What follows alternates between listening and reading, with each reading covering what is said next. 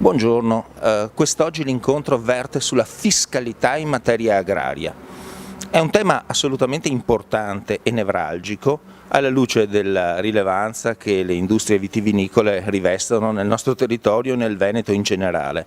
Il grande successo del nostro vino è anche legato ad un contesto fiscale particolare, assolutamente peculiare, che merita approfondimenti e che si sta sviluppando anche attraverso moderni sistemi, moderni contratti di rete, per esempio, che sono molto propulsivi per una crescita della via italiana al vino, come noi dell'Accademia Italiana della Vite e del Vino usiamo chiamare il Made in Italy. Abbiamo radunato alcuni tra gli esperti più qualificati di tutta la regione, lo studio del professor Moschetti, lo studio Castagnetti, si tratta veramente di fiscalisti di grande spessore che cercherò di moderare creando anche motivi e spunti di interesse presso gli studiosi e gli imprenditori che saranno presenti all'incontro.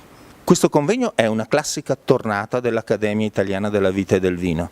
Abbiamo una serie di interventi e di saluti da parte dei nostri accademici, dopodiché avremo due relazioni che provengono da due esperti padovani che appartengono allo studio del professor Moschetti, come dicevo in precedenza, e quindi Giovanni Moschetti, l'avvocato Giovanni Moschetti e l'avvocato Bruno Nichetti, che inquadreranno il sistema generale della fiscalità in agricoltura e in particolare in viticoltura, che ha delle caratteristiche molto originali, molto peculiari.